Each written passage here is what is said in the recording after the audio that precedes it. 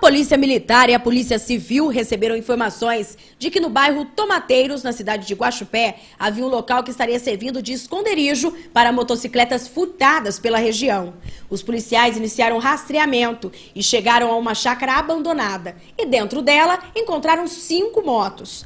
Todas foram levadas para o pátio credenciado para serem devolvidas para os seus proprietários.